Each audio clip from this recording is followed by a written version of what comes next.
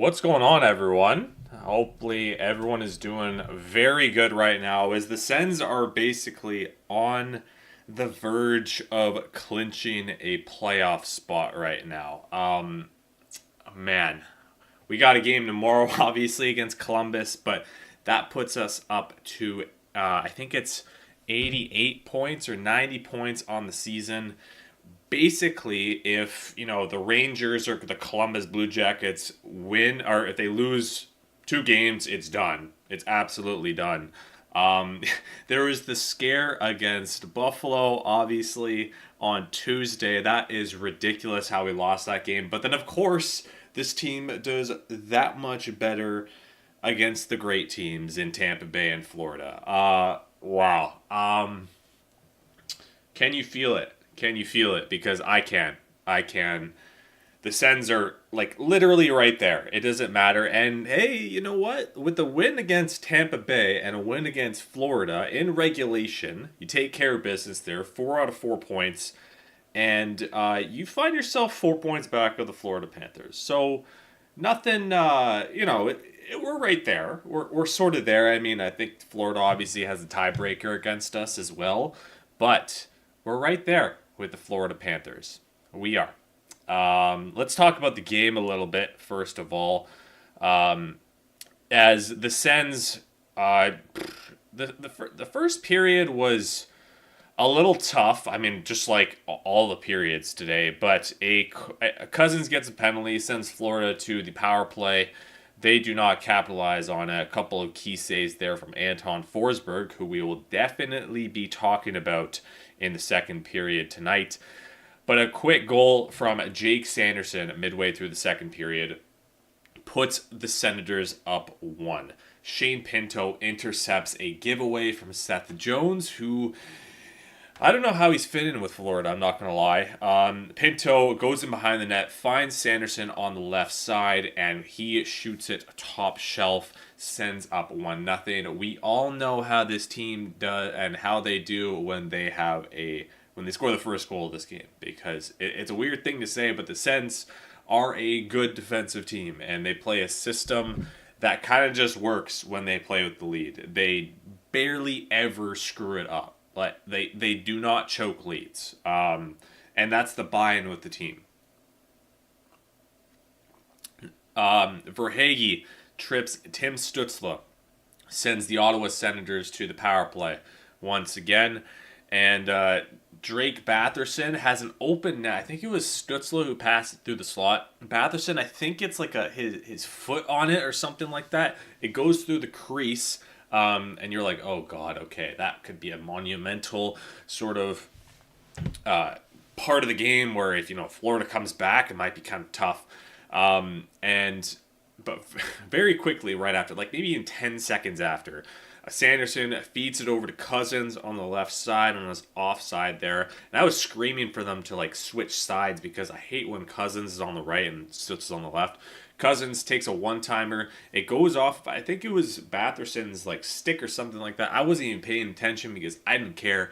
The Sens go up 2-0, and the thing is, like, in years past, if the Sens were up 2-0, you still got so much of the game left to go. But it doesn't matter when this team is just like, they did not play great defensively this game. But the thing is that they don't break. They don't break. And if they make a mistake, they get it together. And it was a goalie masterclass tonight from Anton Forsberg, which we'll obviously be talking about later. But that was it for basically the goals of the game. Obviously, there is the empty net from Matthew Highmore, assisted from Chabot. I think Chabot has been our most consistent player this year.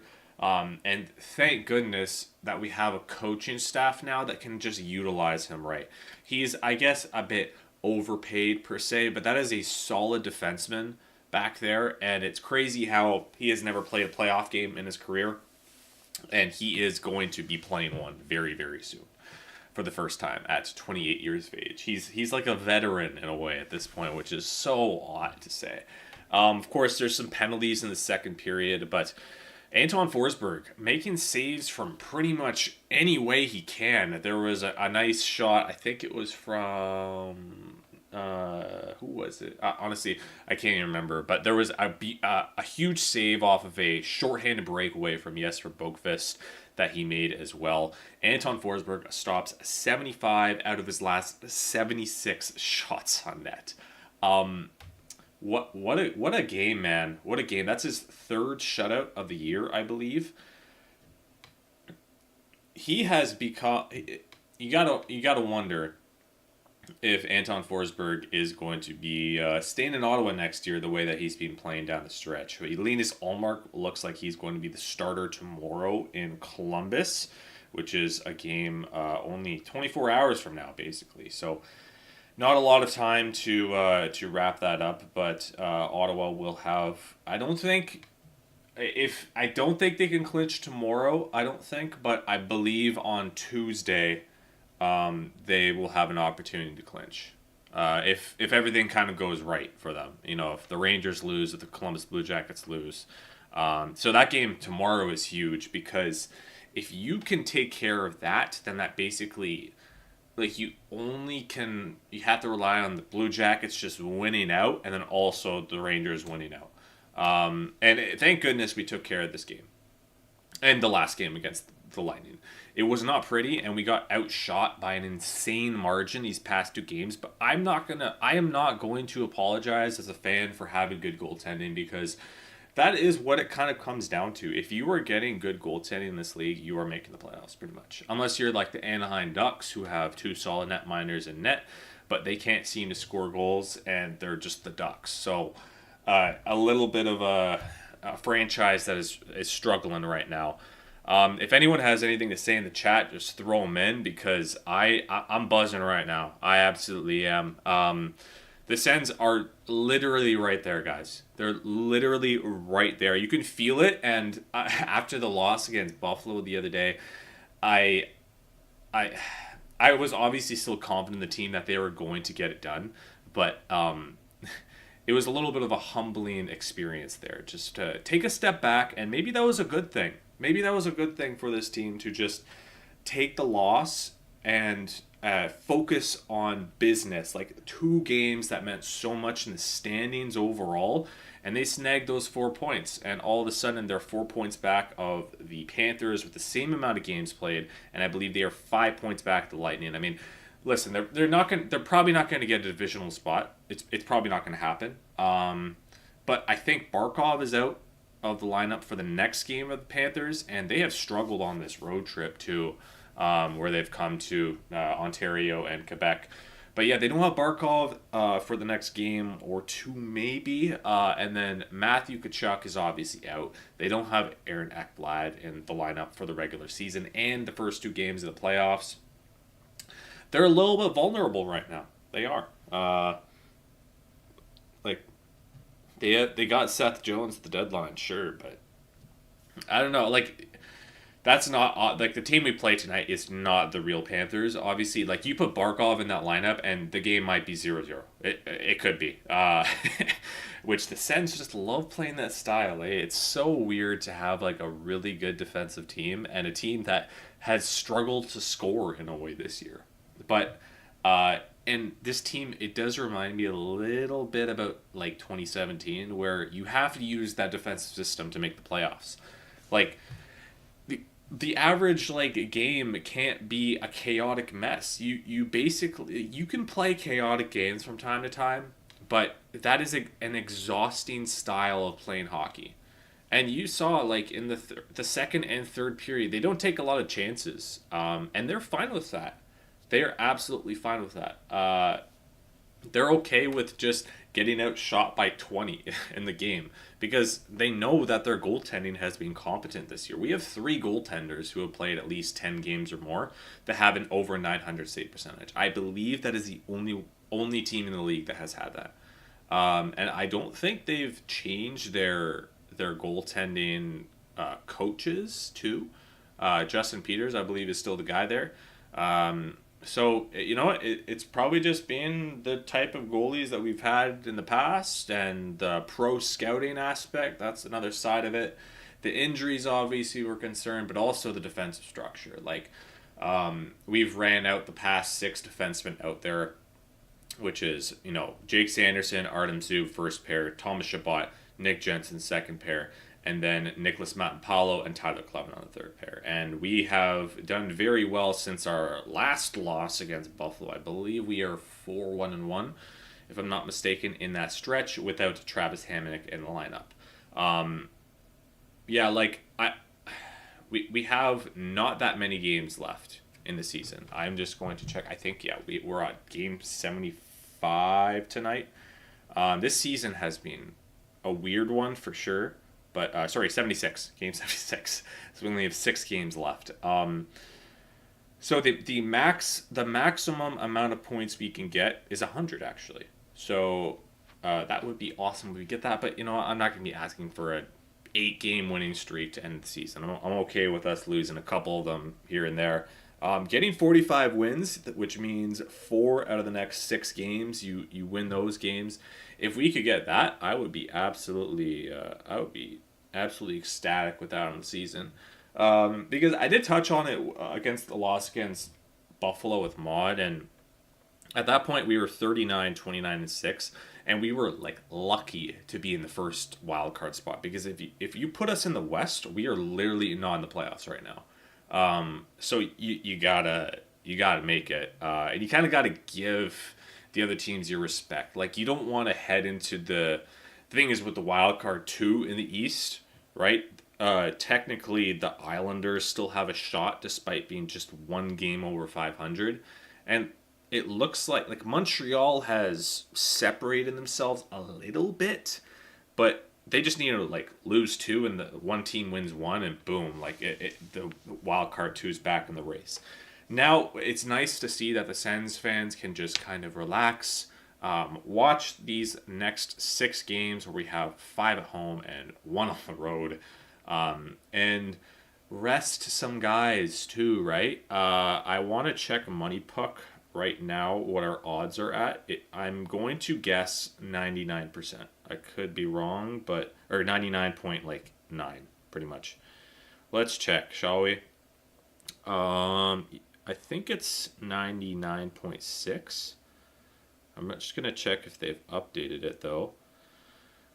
3 and good thing, yes, out of town, out of score. Sorry, wow, my goodness, out of town scoreboard. The New York Rangers have lost 4-0 against the New Jersey Devils today. It's that team, they should be in the playoffs right now. They should be, but they have done that to themselves. So yes, with a win tonight, the Ottawa Senators. Sorry, where is this? I'm trying to find full game preview. There we go. That's what I'm looking for here. Originally coming to this game, we had a 40% chance of winning, but Anton Forsberg, I love you. So, yes. So the Ottawa Senators, with a win tonight, have a 99.9% chance of making the playoffs, guys. We are in. We just have to wait a couple more days and just wait for the losses tonight. And we'll touch on the out-of-town scoreboard a little bit later. As I love this feeling right now where we're watching other teams on how they're doing, and we're on the other side of it. Before, it was I remember last year, I was hoping that we had a game, I think it was game 78 of the season. We were up against the Montreal Canadiens, and I was like, okay, I actually want Montreal to win this game right now so we can get a better shot at the lottery, right? And then we ended up winning the game, which was meaningless at the end of the day. And right now, it's the opposite. We're watching Montreal, we're watching Columbus, we're watching New York, but we're also not super nervous about it. We're kind of just enjoying seeing how a lot of the teams are doing around us. Same thing with the Atlantic too, right? There's those 3 teams at the top, but it could go any way down the stretch, and they're fighting tooth and nail to get that first spot in the Atlantic, and we're just watching because we're pretty much gonna get that spot. I don't know what the chances are right now, but I think we probably have a 92% chance of staying in that first wild card now, because you're asking all the other teams to just win out. They have to. Columbus and New York, they have to win out, and then the Habs have to go, I don't know, 6-1 or something. We have to go 0-6 or 1-5, something like that.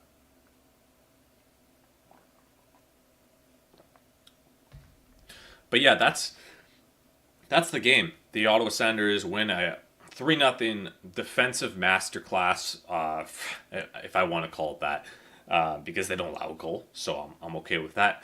And the tough teams are pretty much out of the way. Like, we have Carolina on the last game of the season, but that doesn't really matter now. Because how many guys are we playing in that game unless we go on a 5-game losing streak down the stretch? I don't know. I don't think that there's going to be a ton of regulars in that lineup.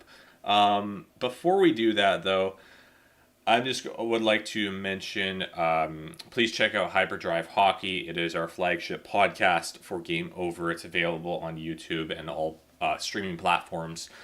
And Max, Stephanie, and Kevin have you covered, and they just talk all things hockey. It's basically a jumble of all of our Canadian markets together and talking about what's going on in the league. So please go check that out. The link should be in the description of our channel. Okay, let's move on to period 2 here.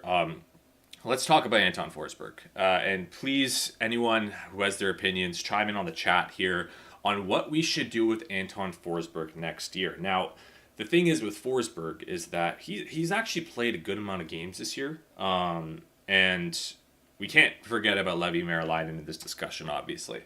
But I think a lot of people are just kind of locked in on Merilainen being the backup next year. I don't know.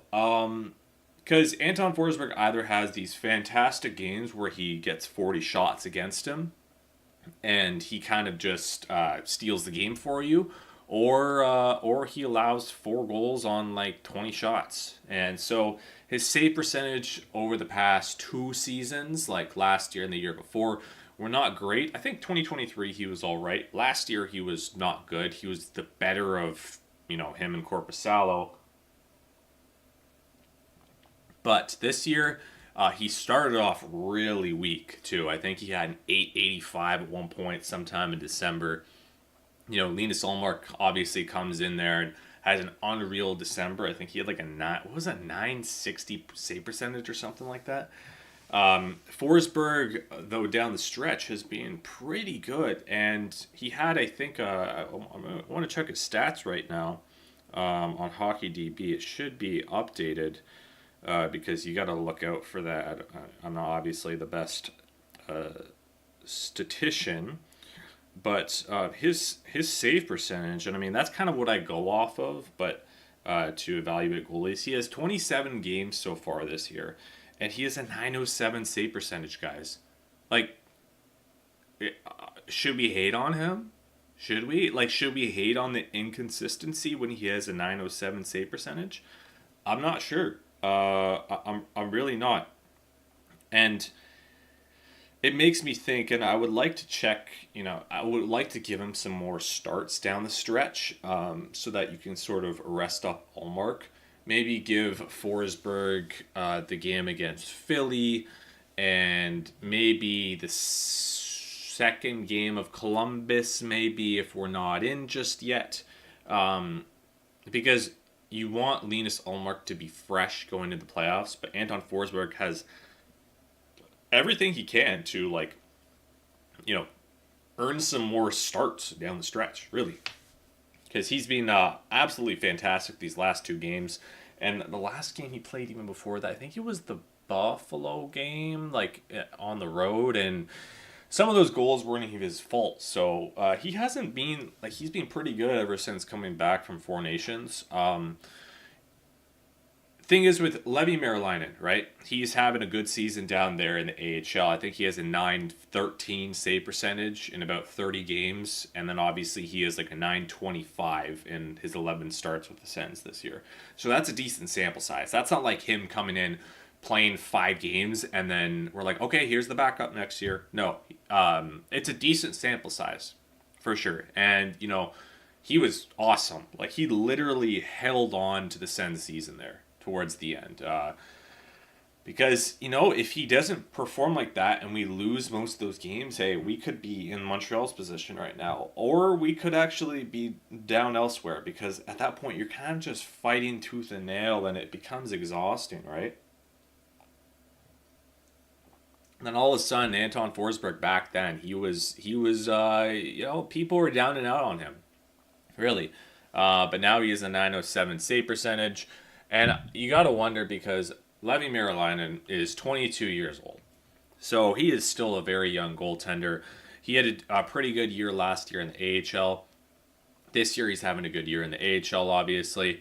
And in the NHL, he was fantastic. But, 22 years of age for a goaltender is like 19 years of age for a forward. Seriously. Like, if we just give Levy the backup job next year, and if he sucks and he struggles, then he has to go down in the AHL, and then we have to find a backup. And like, how easy is it to acquire a backup in the regular season? It's not the hardest thing to do, but you look desperate, and some teams can kind of take advantage of that. I think like when we acquired Mike Connon in 2017, I think the Penguins were carrying 7 goalies, and it was a good move by Pierre Dorian to just ship. I think it was a 5th round pick for a goaltender, and he started like 20 games in a row or something like that. But we were desperate, and that was a good trade by Dorian, right, at the time. But next year, right, like if Meriläinen sucks out the gate, you kind of need a backup guy there. And Anton Forsberg has been he's been a mainstay here in the lineup for the past 5 years with the Sens. He's been here a while, and if they give him a 1-year deal, at $1 million, let's say he's bad next year. What if let's say he's screwing up the Sens season, right? Just ship him to the AHL, then bring up Meriläinen. Like, it doesn't hurt because you can bury that contract too. Meriläinen next year, I believe, is waivers exempt.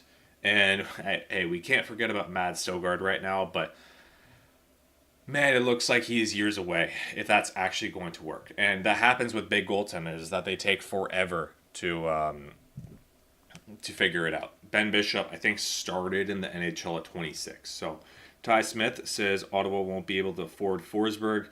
The Oilers, Penguins, Hurricanes, Kraken, and Utah will outbid the Senders, who need the cap flexibility.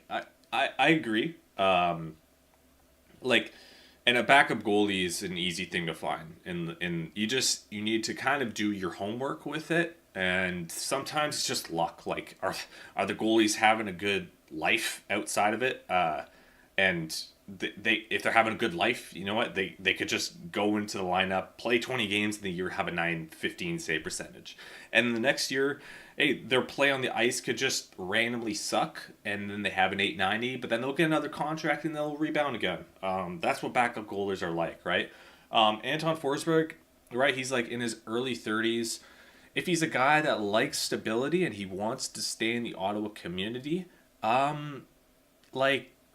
as long as he doesn't, maybe screw up the next couple of games, I mean, like, you can't hate on a 907 save percentage, right? Sure, if he gets outbidded by, like, the Hurricanes or the Penguins or whatever, if he wants to make an extra, I don't know, like 200, 300 grand or something like that, all the power to him. Like, I have no issue with that whatsoever. But if he wants to be the backup next year, most likely, have some competition. I mean, it's not like he hasn't got any starts this year. I mean, he's pushing on 30, and that's a decent amount for a backup in this league. And he's done his job, and you know what? If you're behind a defense core that's not incompetent, then life can be pretty good overall as a goaltender there. And the team is winning. That's the key, right? And they're building something very good and consistent. Like, it's not super flashy. The team is not in the headlines for the wrong reasons. They're not playing a run and gun style, which can just get exhausting out there. And I don't know. I think the door is open for him to stay. I really do. Because it's nice to see, too, because this is a guy that has been through the rebuild, right? He gets picked up on waivers in 2021. He signs a 1-year extension with the team in that offseason, then has a great performance against in 2022 gets a 3-year contract, is part of the tandem, and then you realize maybe he's not a 40 to 50 game guy, right? And he's not starting this league, and that's okay. Like, you're not expecting that from a guy that's a 7th round pick and picked off of waivers. So if he wants to start 30 games next year, maybe 25 or something like that, if Marilainen gets called up, then hey man, like, welcome back to Ottawa. Seriously, if you're asking for $2 million, maybe it's a little bit pricey. And as far as your comment, Ty, like, cap flexibility, I believe the Sens, like, I think they have $12 or $13 million heading into the offseason with the salary cap jump, and they need to worry about Claude Giroux, Forsberg, Matt and Palo, and then Clevin, who's an RFA, and because they already locked up Greg, so there's not really a whole lot of other players. I mean, Zetterlund now too, but there's not a lot of other players that you need to worry about that much. If they want to bring them back, hey, like, bring them back. If he keeps playing, like, with a 907 save percentage, that is over the average in the league. I think it's around a 905 now. As goaltending stats have really changed over the past few years. So, Anton Forsberg, sir, if you want to come back to Ottawa, I have your full support. I know you don't care about my opinion, but it's just, you kind of want guys to stick around too. And I mean, it's a backup goaltender, I guess, but it's nice to have some consistency in there and have guys who you realize, hey, like, wow, he's been in Ottawa longer than I thought. So honestly, I hope he does come back at this point, because he's proved his worth in a sort of limited sample size, but the save percentage, you can't hate on it. Let's head into period 3 here.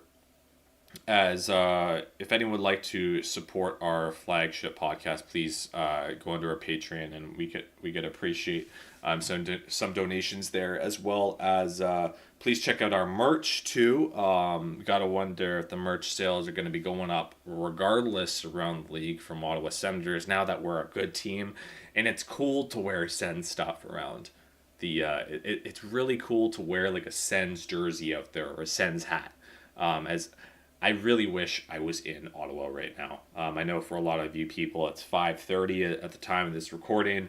For me, it's 2:30, and so I basically just woke up today at 11 a.m. and I watched the game. So it's a good way to start the day, at least. I guess let's talk about the out-of-town scoreboard tonight. Obviously, we had the first game against of the morning, which started at 9:30 p.m. my time. The New Jersey Devils beat the New York Rangers right now. Or not right now, sorry, this morning by a score of 4-0. The Rangers are not cooked, but they're really hurting their chances of making the playoffs. As far as the Sens odds go, they are 9 points back with the same amount of games played. The Rangers would have the tiebreaker in regulation wins, but I don't care. I do not care one bit. 9 points back.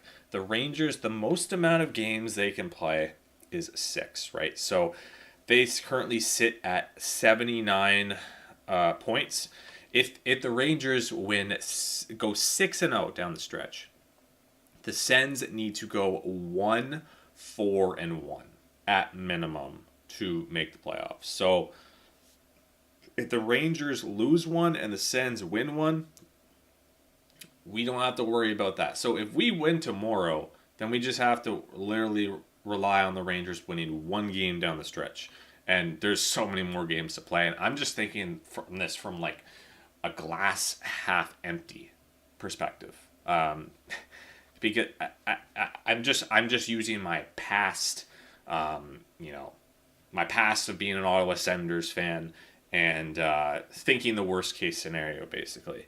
The team below that, the Blue Jackets, have 2 games in hand on the Sens, and they probably play today, I think. I'm going to check that, but they are 11 points back, guys. 11 points. Like, that is awesome to see. That the team that's two teams below the second wildcard spot, they are 11 points back from us, and they won't have the tiebreaker. So the most amount of points they can get is 93. So if they lose if they lose tonight and then we win tomorrow against them, The Blue Jackets, what if the Blue? I'm just gonna check if they do play tonight. Actually, hold on. They probably do. It's Saturday.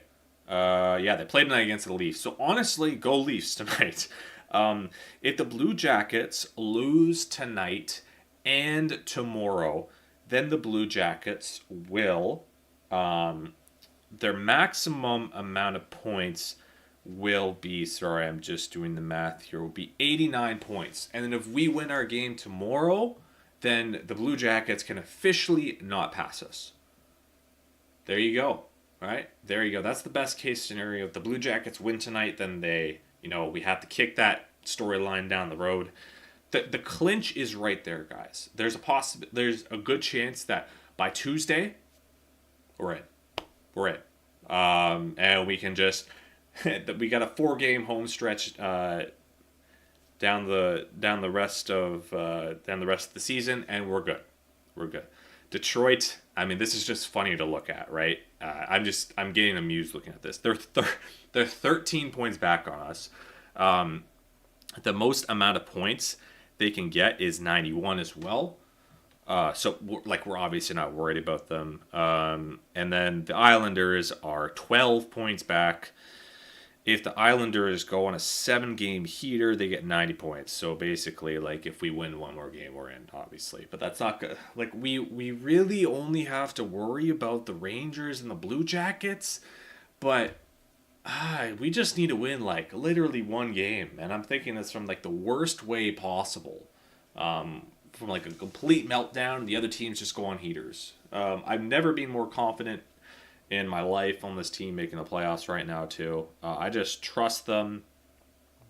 We could talk a little bit about, this team maybe, like, catching Florida. Like, we'll chime in on it, right? Because the vibes are good right now, and let's hope those good vibes can continue tomorrow, as we could take advantage of Columbus, who travels, I guess, from Toronto to Ottawa overnight. But you know what? They're on the road, and they are not a good road team. They're not. The Columbus Blue Jackets have a record of 12, 21, and 4 on the road. We have a home record of 23, 11, and 2. So you basically reverse those records pretty much. They play the Leafs tonight, who are like they're looking to get that first spot. The Sens are 4 points back of the Panthers. We're probably not catching them, obviously. The Panthers have 4 more games at home and 2 more games on the road. So they'll probably, get that third spot, I would assume, and go up against the Lightning, who were 5 points back, and we have 1 more game played. So, like the home ice, you thought about it at one point when we won the game against the Leafs, but that's all right. I'm just happy we're in a comfortable position right now. And that the boys, they're taking advantage of the games that they should win, too, and they're not letting any points on the board for the other teams. And then they're, like, losing games against the Sabres and the Penguins. But you know what? I'm not going to complain about that. Then, obviously, we're 8 points back to the Leafs, so we're not winning the division. I don't even know why I'm talking about this right now, but it's just for clarity.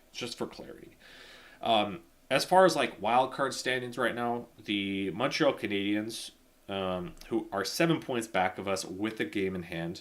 So the most amount of points that they can get, though, is 95. So, there's a little bit of a stretch there, but the Habs have to win out. And the way that they are playing right now is a little bit unsustainable, as they are shooting the lights out right now, and they're allowing a lot of chances, but they're winning the games at the right time. Florida the other night absolutely choked a game. That was on Tuesday, actually. So that was a bad night overall. Basically, Hudson throws the puck to the net. It goes off of Reinhardt's hand and to the, Nick Suzuki is wide open on the back door, and he just taps it in with 8 seconds left to go. That happened after an icing, too, which is unreal. And then Suzuki wins in OT. Luckily, maybe that loss actually helped us in a way, because if Florida wins that, maybe they have a little bit more of a pep in their step in their game, and they obviously did tonight, but they looked frustrated out there. Obviously, you don't have Tkachuk, Barkov, and Ekblad in the lineup, but the Sens, it was nice to be on the good side of things at the end of the game, and luckily no one got injured too, so we're right there, guys. We really are. I don't think we can clinch tomorrow because we require 2 games to be played with the Rangers. But the Blue Jackets, the best case scenario, we could not have to worry about them with the Blue Jackets losing tomorrow and tonight, and then us winning tomorrow. Wow. Like, I just love saying this out loud, and I don't think I'm wrong here. If anyone wants to, like, look at the stats, and maybe I don't think I'm wrong on this, so just doing the math, like, we're genuinely right there, and it's a good position to be in because we don't have to, like, be I don't know, delusional and trying to get a top spot in the Atlantic Division. If you win like 1 or 2 games, right, and then the Habs like win 1 or 2 or whatever, then you can just rest. Like guys like Jensen, oh my God, Jensen needs a break so bad, so bad. He has like he looks like he's just surviving out there, and he's doing the best he can. I don't think he's had a point in a while. He had a good start offensively, but he has logged some heavy minutes down the stretch. Give him maybe 1 or 2 games down the stretch. Get Hamonic in there, whatever. Hamonic's in the lineup, whatever.